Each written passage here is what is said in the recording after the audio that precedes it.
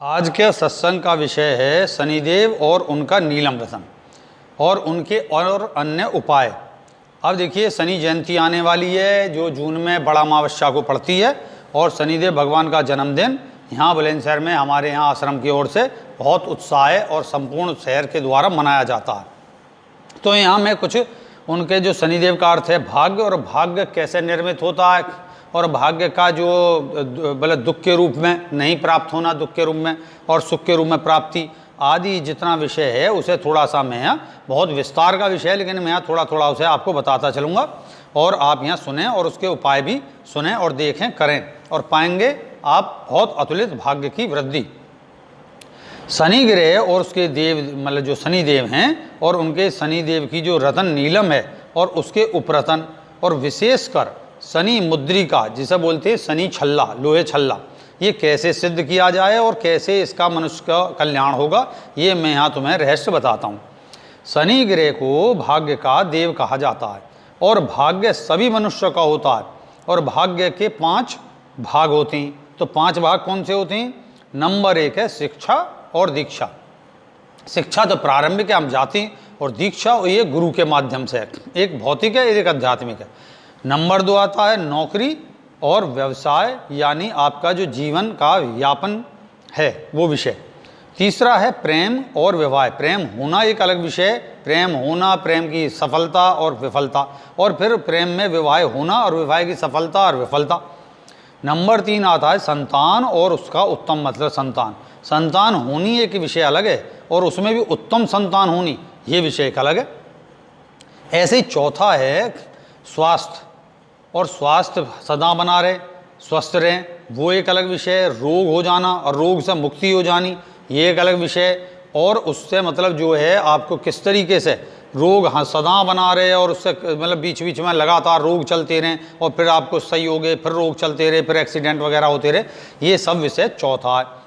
5वां जो है सामाजिक है, मतलब सामाजिक से संबंधित है, सामाजिक पद, सामाजिक प्रतिष्ठा और सामाजिक उन्नति, सामाजिक प्रकार के यश आदि जितने भी प्रकार के हैं, ये 5 शिक्षा दीक्षा, नौकरी व्यवसाय, प्रेम और विवाह, संतान उत्तम संतान, स्वास्थ्य रोग उससे मुक्ति और सामाजिक प्रतिष्ठा उन्नति आदि विषय भाग मिलकर 5, ये जैसे पंचतत्व हो गए ना, ऐसे ये 5 प्रकार मिलकर जो है मिलकर जो सम्मिलित होकर इसका सब संयुक्त रूप को कहेंगे भाग्य। ये सब भाग्य के 5 भाग हैं जिनमें से सभी को इन 5 की आवश्यकता है जो सभी को नहीं मिलती। ये ध्यान रखें, आप देखेंगे हम आम मनुष्य से लेकर गरीब से लेकर अमीर तक एक क्रम है पूरा, यूँ उनमें से कोई ना कोई एक होता है, किसी के पास 2 होते हैं, किसी के पास 3 होते हैं, या किसी के पास सारे क्रम जो है थोड़े थोड़े करके होते हैं, और किसी के पास मध्यम स्तर के होते हैं, तो किसी के पास बहुत ही कम। जब बहुत ही कम होते हैं तो ये दुर्भाग्य कहलाता है, अर्थात भाग्य या शनिदेव का कोप। और इन 5 की अधिकता ही मनुष्य को विश्व प्रसिद्ध बनाती है, और वही प्रसिद्धि मिलकर जब 5 की पूरी अधिकता होती है तो वही स्वर्ग कहलाता है।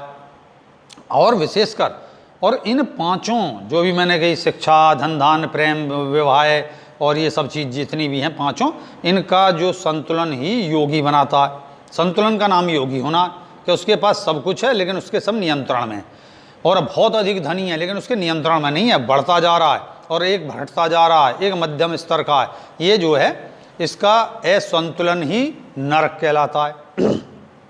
वैसे तो भाग्य की सभी को किसी न किसी रूप में पूर्ण आवश्यकता होती है, और जब आवश्यकता है तो उसका मूल उपाय भी है, और उसका उपाय क्या है? वो है रतन और उनका मंत्र। तो रतन नीलम जो है वो शनिदेव का मुख्य रतन है, और उसके 5 प्रकार होते हैं। आप देखोगे कि 2 तरीके का देखने पड़ेगा, हल्के स्काई ब्लू का और गहरे नीले रंग का, लेकिन इसका पहचान बहुत विशेष नहीं है, और अब तो बिल्कुल निखालस नकली आते जा रहे हैं। तो इसके पहचान करने के लिए टेस्ट या परीक्षण किया जाता है। तो परीक्षण कैसे करें? देखने में नीलम 2 प्रकार के हैं, जैसे मैंने बताई, हल्के नीले रंग का नीलम, और दूसरा है गहरे रंग के मतलब गहरे रंग का नीलम। पर इन 2 नीलमों में ही अन्य 3 नीलम भी छिपे हुए होते हैं, जो केवल व्यक्ति द्वारा अपने लिए टेस्ट करके और विशेषकर उसके अपने स्वप्न द्वारा ज्ञान से पाया जाता है। होता क्या है, जब मैं बताता था प्रारंभ में, अब तो सब दीक्षा और रेही क्रिया योग वगैरह ये भी शायद 10-15 साल पुरानी बात हो गई, तो उसमें मैं कहता था कि भाई तुम एक काम करो, कहीं से नीलम लेके आओ, उसे अपनी उंगली पे बीच की मध्यमा पर बांधो या अपने हाथ पर बांधो, टेप से चिपका लो और सो जाओ। जब आपको अगर बेचैनी लगे और बुरे सपने आवे तो समझो कि ये रतन आपको सूट नहीं कर रहा, और जो आपको अच्छा लगे, गहरी नींद आवे, तो जानो कि आपको ये रतन सूट कर रहा। कोई सा भी रतन हो, नीलम हो, पुखराज हो, मोती हो, मूंगा हो, कोई सब रतन हो, ये सबका पहचान रियल में जो हमारा अपना जो स्वप्न जगत है वो हमें बताता है, क्योंकि हम सबसे पहले सूक्ष्म से जोड़ते हैं और सूक्ष्म से जोड़ने के बाद फिर हमें स्थूल पर उसका असर दिखाई देता। ये नहीं कि हमें अचानक स्थूल पर दिखाई देगा, सूक्ष्म में घटना घटित हैं और उनसे हम संयुक्त करते हैं रतन को। रतन क्या है? पृथ्वी में जो आकाश तत्व है वो इकट्ठा हो जाता है। आकाश तत्व का जो स्वरूप है पृथ्वी में, पृथ्वी जब भी हमें माता है और वो हमें पोषित करती है, तो उसमें जगह जगह इस तरीके के कोयलों के उसमें खानों में ये मिलता है नीलम। और अब तो कृत्रिम बहुत बन रहे हैं, तो कृत्रिमता की बात नहीं कर रहा मैं, यहाँ मैं कर रहा हूँ जो उसके ओरिजिनल स्वरूप हैं। तो फिर हमें स्वप्न में दिखता क्या है और कैसे हम पहचाने कि ये पांचों नीलम हमारे रूप में हमें लाभदायक है। तो पहला अगर आपको दिखाई देता प्रकृति यानी पेड़ पौधे आदि का देखने से समझें कि ये तुम्हारे लिए स्वास्थ्य के लिए उत्तम नीलम है। अगर आपको स्वास्थ्य ठीक है तो आपके लिए क्या काम करेगा, फिर ये नीलम आपको सूट नहीं करेगा। ये नहीं कि आपका स्वास्थ्य और बढ़ा देगा, स्वास्थ्य बढ़ाने पे ये होम्योपैथिक की दवाई या उस तरीके की दवाई या अतिरिक्त दवाई खा लेने से ज़्यादा फिर आपको रोग मतलब स्वास्थ्य जो बढ़ के वापस रोग में बदल जाएगा। तो इसलिए प्रकृति पेड़ पौधे आदि दिखने से स्वास्थ्य संबंधित ही नीलम है। अगर आप स्वस्थ हैं तो उसे न धारण करें और फिर दूसरा देखें। और यदि सजे हुए हाथी घोड़े या मतलब कोई आपका पुत्र या ऐसा जो आपका भाई भतीजा बहुत स्वस्थ और वो उच्च संतान की प्राप्ति होना, ये नीलम का है। मतलब जो आपको दिखाई देगा आपके स्वप्न में, वो सजे हुए जैसे घोड़ी या रावत हाथी उतर के आ रहा है, आपको जो है घोड़े ये दिखाई दे रहे हैं और घोड़ा या घोड़ी और पुत्र सहित दिखाई दे रहा है आदि, ये आपको जो है संतान संबंधित है। अब संतान का विषय है सेक्सुअल, तो नतीजा अगर ये हमें इसकी आवश्यकता नहीं है तो ये हमारे अंदर सेक्सुअल भाव को वृद्धि कर देगा। यही वृद्धि करना ही नीलम का दोष होता है। तो आप अपने अनुसार इसको देखते चलें। फिर आता है शत्रु को या दुष्ट वृत्ति वाले पशु और ऐसे मतलब दुष्ट वृत्ति वाले जीवों का अपने साथ मित्रवत व्यवहार करने का स्वप्न देखना। इससे क्या होगा? इससे आपकी सामाजिक प्रतिष्ठा पद आदि वृद्धि देने वाला नीलम कहलाएगा एक स्वप्न है। क्योंकि जो शत्रु भी हैं वो आपके मतलब जो दुष्ट वृत्ति के पशु हैं, जीव हैं, मनुष्य हैं, जो आपसे कभी बात नहीं करता कोई व्यक्ति, वो भी आपको मित्रवत दिखाई दे रहा, तो इसका मतलब है समाज में आपकी पद प्रतिष्ठा की वृद्धि होगी, आपको जो है उन्नति प्राप्त होगी। तो ये जो इस प्रकार जो नीलम आपने टेस्ट करा तो वो नीलम आपका सामाजिक प्रतिष्ठा को दिलाने वाला। लेकिन अगर आपको इसकी भी आवश्यकता नहीं, वैसे तो इसकी आवश्यकता सभी को है, लेकिन नहीं है तब भी आप समझें ये टेस्ट करने के विषय हैं।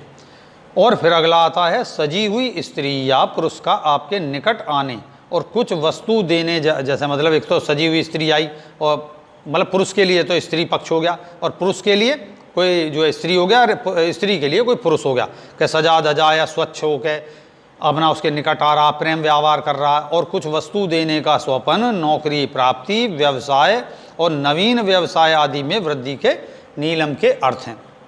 तो अगर आपको इसकी आवश्यकता है तो फिर यही नीलम बनवा कर पहने।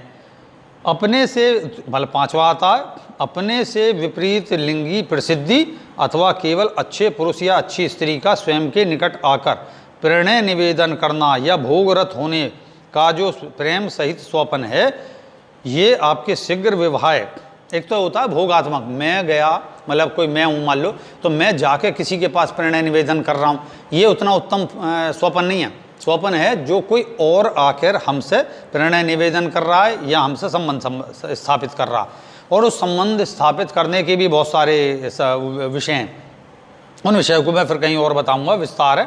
तो शीघ्र विवाह के अर्थ हो गया ये। तो इससे पहना हुआ नीलम आपकी मनोकामना को विवाह संबंधित पूर्ण करता है, ये ध्यान रखें। तो ये सब टेस्ट करने पड़ते हैं। बाद में क्या हुआ जो सुनार वर्ग है या जहाँ भी नीलम थोक विक्रेता, उन्होंने लगा कि भैया तो ये तो बदलने पे लगा रहता, इसलिए उन्होंने मना कर दिया। पहले लोग कर्दा काटते थे, कर्दे के रूप में मतलब जैसे आपका नीलम है 5,000 का, तो उन्होंने आपने जमा कर दिया 2, 2.5, 3 हज़ार रुपये, फिर जब आपने वापस करने गई तो 100, 200, 400 रुपये कट गए। लेकिन अब उन्हें लगा कि ये तो ऐसे करेंगे, तो उन्होंने मना कर दिया कि भाई आप खरीद लो। इससे थोड़ा सा ये सारा सिस्टम बिगड़ गया, नहीं तो पहले मैं तो यही करवाता था। तो आपको इसी प्रकार करना चाहिए। तब सबके विपरीत स्वप्न हो तो पहनना अशुभ है। अगर विपरीत सपने हों इन सबके तो विपरीत पहनना शुभ है। तो ये कैसे जाने, कैसे जाने?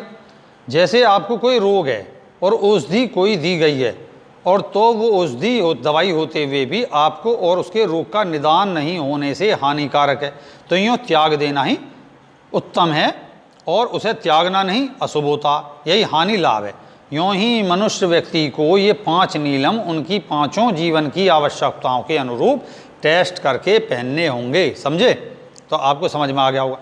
ज्योतिषियों और रत्न विक्रेताओं के लोगों द्वारा अभी मैंने जैसे बताया टेस्ट परीक्षण किए जाने से और न पसंद आने के कारण, मतलब जैसे कह दिया अब तो ये आ गया कि टेस्ट है, ये परीक्षित है, लेकिन भाई सीधी सी बात है, कितना ही परीक्षित हो वो आपको पहनना है, आपके अनुरूप है या नहीं, ये आपको इसी प्रकार टेस्ट करके पहनना पड़ेगा। ये थोड़ा सा आपके लिए एक मुसीबत सी लगेगी, लेकिन आपको ऐसा करना ही होगा अगर आप लाभ चाहते हो। और सीधी सी बात है, नीलम प्रत्येक व्यक्ति पहन सकता है, हर राशि का व्यक्ति, क्योंकि भाग्य, तो इसलिए वो सब पहन सकते हैं, और आप बस टेस्ट करिए। तो यहाँ मैंने जो बताया, नीलम को सभी राशि वाले रत्न पहन सकते हैं, परीक्षण की आवश्यकता भर है, चूँकि संपूर्ण भाग वृद्धि का लाभ सबको चाहिए और सबको देगा। कब पहना, खासकर इसे कब टेस्ट करें? शुक्रवार की रात्रि को नीलम अपनी बीच की उंगली, जो मध्यमा उंगली है, उसमें टेप से या बैंडेड से उंगली से ऊपर की ओर चिपका कर बांध लें, बाहर की ओर बांध लें, और जो शुभ सपना आए, जब स्वप्न आए और आपके अनुरूप हो, तो सोना अथवा अपनी सुविधानुसार सोना या चांदी में बनवा कर पहन लें। बहुत से कहते हैं कि भाई जो है सोना तासीर बढ़ा देता है, मतलब उसकी शक्ति बढ़ा देता है। ये सब ऐसा कुछ नहीं है कि चांदी ठंडी है, चांदी से उसकी तासीर कम हो जाती है। असल बात है, जब आपको सूट कर रहा है तो ये आपकी सामर्थ्य के ऊपर बात है कि आपने सोना पहनना है, चांदी पहनना है। और बहुत से तो लोहे तक में पहन लेते हैं बनवा के। अब चूंकि जाओगे तो पहले सुनार या आदि वो सब कहेंगे अरे नहीं नहीं तुम्हें लोहा सूट नहीं करेगा वगैरह, ऐसा कुछ नहीं है कि लोहे के शनिदेव होगे, लोहे के पैरों से शनिदेव आगे ये नहीं है, ये सूट करने की बात है। मुख्य है रत्न नीलम, और लोहा तो सूट करेगा ही करेगा, क्योंकि लोहा उसका लोहे तत्व शनिदेव का मुख्य वो है धातु। यदि अशुभ है तो नीलम लेकर ऐसे ही स्वप्न को लेकर टेस्ट कर कर पहन लें। बस व्यक्ति को ये टेस्टिंग यानी परीक्षण आदि के करने का धैर्य होना चाहिए। ये नहीं कि अरे मुझे कुछ सूट ना कर रहा, मैं तो अब जो उकता के भाग गया, क्योंकि उकताहट वो आपका जो भाग्य का अवरोध है। उकताहट आएगी आपको, आपका मन नहीं करेगा, मुझे पहनना ही ना, मुझे पहनने को जी नहीं करता, मैं तो इनमें पैक्स पहनता नहीं, कंधे उचकाओगे कि मैं नहीं पहनता इसे, तो अब मैं पहनने में बिलीव नहीं करता। ये सब आपका जो दुर्बल भाग्य है वो आपको पहनने नहीं देगा, आपको विश्वास ही नहीं करने देगा। तो ये भाई अनुभूत प्रयोग हैं। और अब मैं एक और तरीके के बताता हूँ। प्रथम उपाय इसके नाम पे ज्योतिष शास्त्रों में कहा गया है कि शनिवार के दिन पुष्य नक्षत्रों, तब शनि नक्षत्रों, तब शनि पुष्य मुहूर्त बनता है, तब काले घोड़ा जो दौड़ रहा हो, मतलब उसकी अपनी छोड़ी स्वतः छोड़ी हुई उसके पैरों में लगी लोहे नाल अचानक निकल जाए, तब उस लोहे नाल को जो मनुष्य लेकर उसको बिना आग में तपाए, लोहार से उसका छल्ला बनवाकर उसे प्लेट में, अब देखो ये वैसे एकदम असंभव है। असंभव क्यों है कि स्वतः छोड़ी हुई पुष्य नक्षत्र में, भाई तुम कहाँ घूमते फिरोगे, कहाँ सड़क पे घूम रहे होगे, भाई तुम्हें ये जो है वहाँ मिल जाएगा, काले घोड़े के पीछे घूमते रहोगे। तो ये सब विषय भक्तों जो है थोड़ा सा हास्य की सी बात लगती है। तो ये आपका मुकद्दर पलटने वाला होता है, तब आपको ये सब विषय बन जाएंगे। तो फिर भी मैं ज्योतिष शास्त्र में कि पुष्य नक्षत्र हो, शनिवार हो, काला घोड़ा हो और उसके पैर से अचानक स्वतः दौड़कर निकल गए, और अब क्या करते हैं, और फिर उसे बिना आग में तपवाए हुए क्या नाम है लोहार कैसे लाकर उसका छल्ला बनाकर उसे एक प्लेट में सरसों के तेल में डुबा कर रखें, और शनिदेव भगवान के नाम का स्मरण करते हुए उसमें शनिदेव भगवान की स्मृति को आशीर्वाद स्वरूप लेकर ओम सम शनिश्चराय नमः इस मंत्र का कम से कम 108 बार या अधिक जाप करें। जबकि उपरांत दूसरी प्लेट, एक और पास में प्लेट रखें, उसमें दूध, गंगाजल, मतलब दूध, गंगाजल, दही, शहद, गोमूत्र का पंचामृत बनाकर उसमें इस शनिदेव के छल्ले को, शनि मुद्रिका को धोएं और तब शनिदेव का स्मरण करते हुए अपने सीधे हाथ की मध्यमा उंगली, बीच की उंगली जो भाग्य की उंगली है, उस पर पहन लें। और तब जो तेल है, जो जो अभी जिसमें सब छल्ला वगैरह तुमने डुबोया, उस तेल को एक दीपक में करें और दीपक को ले जाकर शनिदेव मंदिर में जला दें। और जो मैंने अभी पहले कहा था, वहाँ तक जानने से पूर्व जो है आप क्या करें, जो प्लेट में आपका जो जिसमें आपने धोया था पंचामृत से, उसको फूल वाले पौधे पर चढ़ा दें। और जो तेल का दीपक है वो शनिदेव महाराज के मंदिर में जाएं या कोई पीपल हो, और पीपल पे भी एक होरा होता है, पहले पीपल की पूजा होती थी, उसके विषय में फिर मैं कभी बताऊंगा।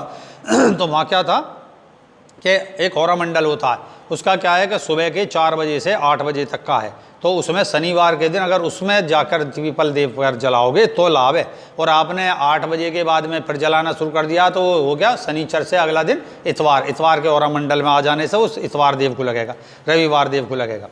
तो इसलिए अगर पीपल पे आप जलाते हो तो सुबह मतलब 4 से 8 और शाम को 4 से 8 के बीच में ही जलाएं। बाकी समय जो है पीपल पर नहीं जलाएंगे शनिदेव का, और बाकी दिन फिर वो इतवार, सोमवार, मंगल इस तरीके से वार बनते चले जाते हैं, उनमें जलाने पर वो उन्हीं वारों को प्राप्त हो जाता। तो मध्यमा उंगली में पहने और पीपल पर जाकर शनिदेव, अब तो शनिदेव भगवान के मंदिर सब जगह मिलते हैं, इसलिए शनिदेव भगवान के मंदिर में आप ये ध्यान रखें किसी भी समय जा सकते हैं। वो एक प्रकार का शनिदेव भगवान का आपका ऑफिस है। वहाँ जब पहुँचोगे, जब आपकी जो मनोकामना वो पूरी करेंगे, वो उस दिन शनिवार को बैठे इसलिए होते हैं।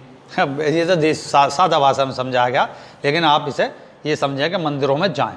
जैसे कि आप जो है मंदिरों में जाते हो कि या किसी भी ऑफिस में जाते हो, तो ऑफिस एक विभाग है तो उसमें जाओ, तो मैंने बता दिया पंचामृत को वहाँ चढ़ा दें। अब ऐसा करने पर मनुष्य के भाग में यदि कंगलाधिपति योग भी है, कौन सा कंगलाधिपति योग, तो वो भी शनिदेव की कृपा से महालक्ष्मी योग में परिपूर्ण हो जाएगा।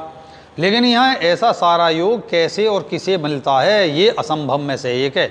तो ये तो बड़े मुश्किल में मिलेगा।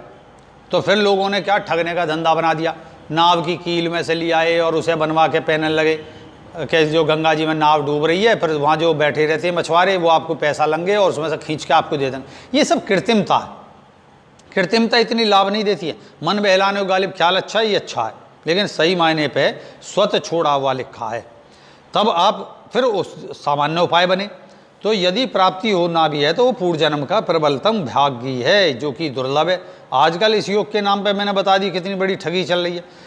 लोग घोड़ों पे, जो पुलिस के घोड़े होते हैं, मिलिट्री के घोड़े होते हैं, उनको दौड़ाएंगे अपने उसमें फील्ड में शनिवार के दिन, और मालूम कर लेते हैं पुष्य नक्षत्र, दौड़ाकर उसके पैर में थोड़ा सा मतलब ढीला करके लोहे की नाल लगा दी और झटके से हरेगा, उसको फिर बेच देती हैं कि लो जी ये जो है घोड़े की नाल का छल्ला है, और चूंकि हमें जरूरत है तो उसे महंगे दावों पर फिर सौदा करके उसे दे देते हैं, क्योंकि वो किसी काम की नहीं होती। ये कृत्रिम उपाय लाभकारी नहीं, बस मन बहलाने को गालिब ख्याल अच्छा है ये।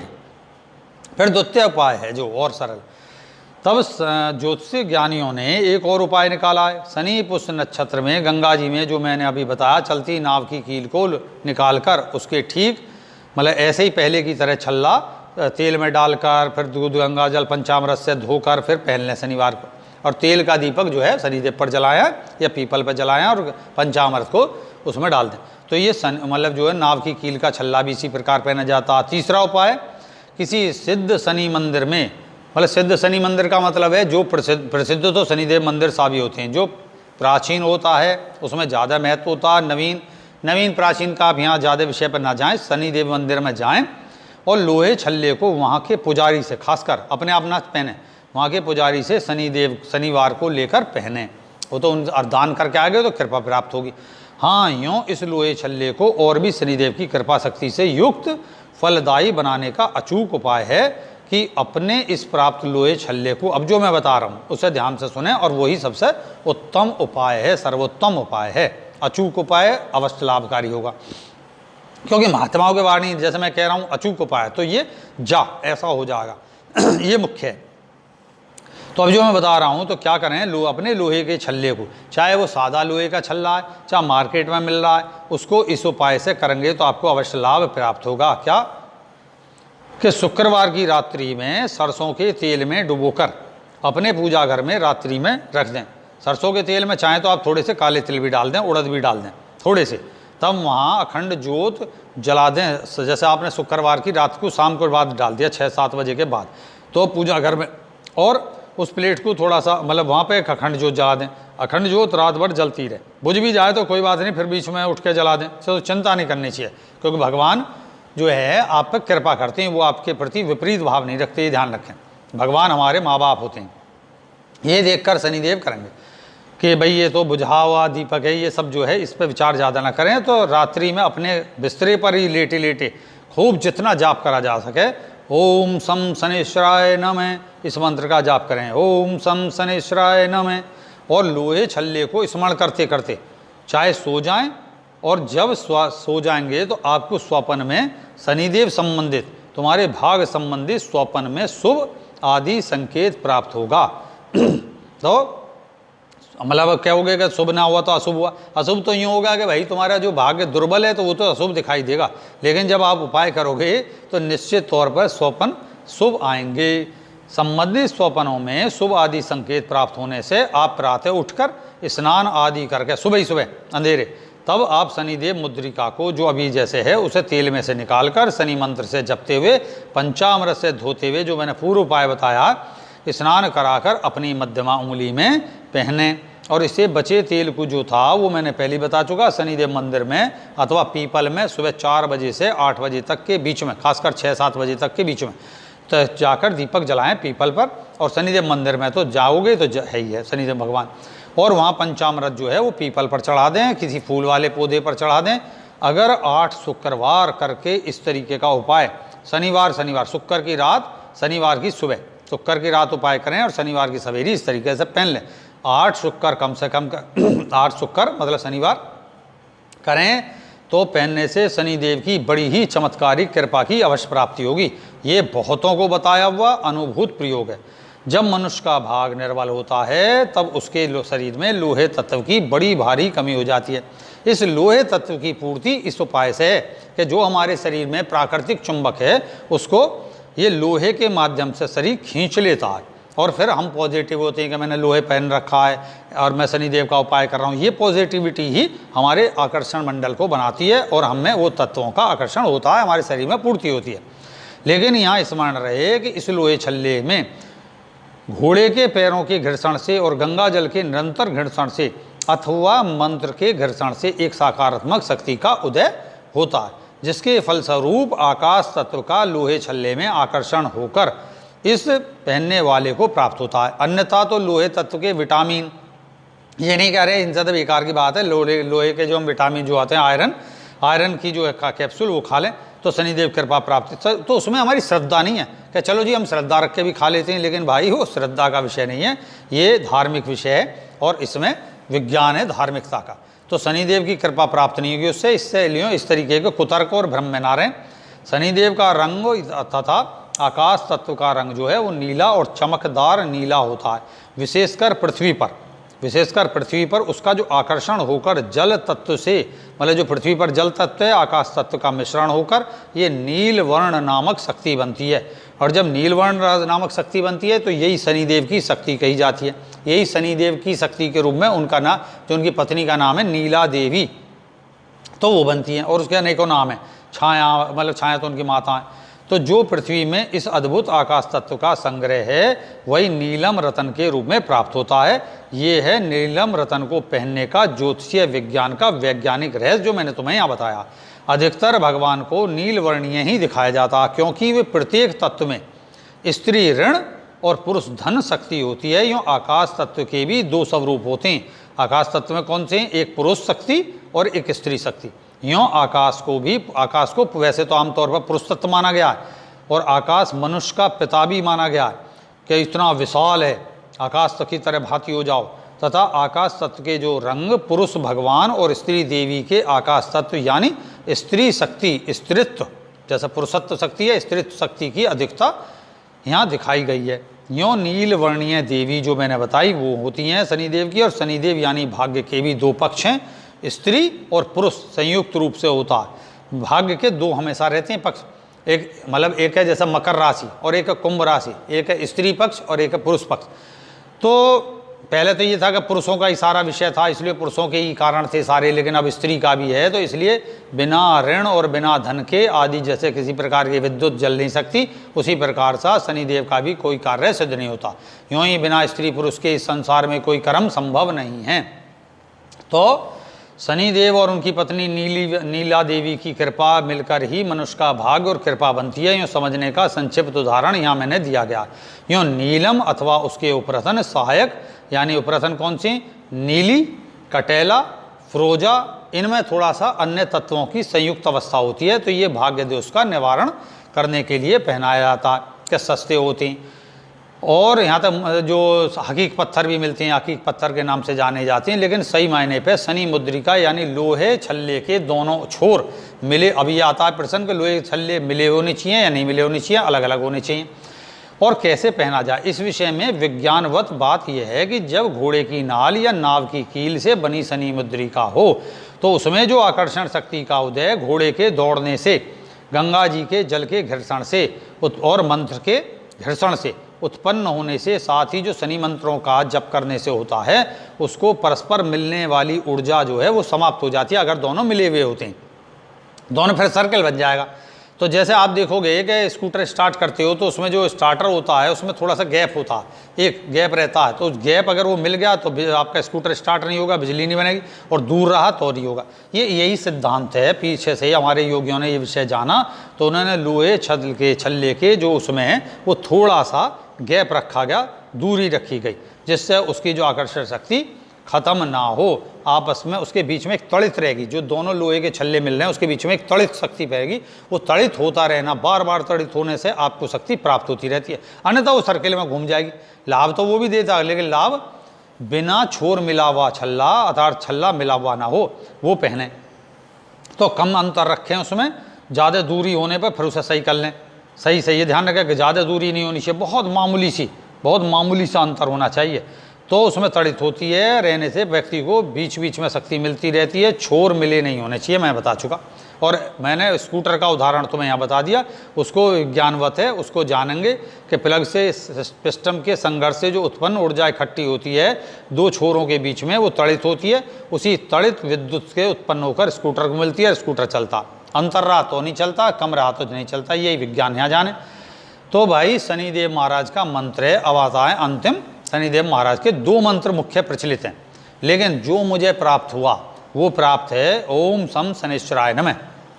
इस विषय में कैसे प्राप्त हुआ ये मैं फिर बताऊंगा, लेकिन मुझे साक्षात शनिदेव एक नीम के पेड़ पर दिखाई दिए हमारी नंदसाल में, और वहाँ मुझसे कह रहे थे कि लो इसे जपता रहा करो। कौन सा था? ओम शम शनिश्चराय नमः। नमः, बहुत से नमः बोलते हैं, लेकिन सही मायने पे जो मुझे देवताओं से प्राप्त है वो ओम शम शनिश्चराय नमः। नमः नहीं है, नम है, नम है। में सम जो है वो शनिदेव पुरुष शक्ति है, और वो नीला शक्ति जो स्त्री शक्ति का संयुक्त बीज मंत्र है। ये निखालस सम जो है बड़ा शम जो है वो शनिदेव प्लस उनकी जो शक्ति है नीला शक्ति, ऋण और धन की संयुक्त बीज मंत्र है। इसका जप करना उतना लाभदायक नहीं है आप सोचें कि मैं शम शम शम के बीज से सब उत्पन्न होता, नहीं। ये ऋषियों ने पूरे एक सिस्टम से बनाया हुआ है, इसलिए पूरा मंत्र जपें ओम शम शनिश्चराय नमः। ये उसके जप करने से उतना परम लाभ होगा। और एक दूसरा जो मंत्र है वो है ओम प्राम प्रीम प्रौम से शनिश्चराय नमः। ओम प्राम प्रीम प्रौम से शनिश्चराय में तांत्रिक मंत्र है, लेकिन इसका इतना लाभ है, अपने सबके लाभ होते हैं, लेकिन सबसे सर्वाधिक जो लाभ है वो है ओम शम शनिश्चराय नमः। लेकिन जिसके पास गुरु मंत्र है, और जैसे मैंने पूर्व बताई रेही क्रिया योग है, उसको ये जपो, ये उनके लिए है जो इन सब में मान्यताएं रखते हैं, और मान्यता होनी भी चाहिए किसी न किसी रूप में।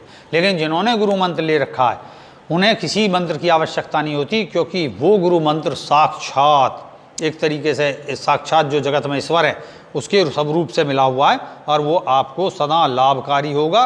और आप जो है अब आने वाली है शनि जयंती, या जब शनिवार जब आए शनि जयंती आएगी, आप सभी जाएं, अधिक से अधिक दान करें, अधिक से अधिक भंडारे के लिए दान जा के करें, और वहाँ भंडारा अवश्य खाना चाहिए। ये दोष लगता है कि बहुत से ले जाते हैं, दोनों में कुत्तों को डाल देते हैं।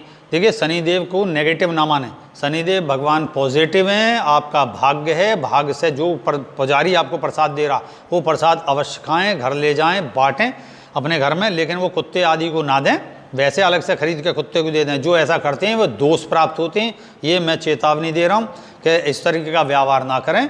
प्रसाद जो मंदिर से पुजारी से मिला और उसे खाएं, अपने घर में ले जाएं। नेगेटिव आपके मन में सोचा, अरे शनिदेव का पूजा का मतलब शनिदेव का जो वो है क्या नाम है प्रसाद घर में ले जाएंगे तो शनिदेव चढ़ जाएंगे, शनिदेव की मूर्ति ना रखें। मूर्ति रखने को थोड़ा सा मने है, वो मंदिर में ही जाएं, मंदिर में ही आप उनका पूजा पाठ सारा करें, स्तोत्र पाठ करें, ये जो सब बताया उपाय करें। लेकिन भाई मैं बार बार कहूँगा प्रसाद अवश्य खाएं। तो इसी के साथ ओम सम शनिश्चराय नमः, जय सत्यम सिद्धाय नमः, जय शनिदेव भगवान, और सब पर भगवान शनिदेव कृपा करें। इसी के साथ अगला सत्संग के लिए फिर मिलते हैं। जय सत्यम सिद्धाय नमः।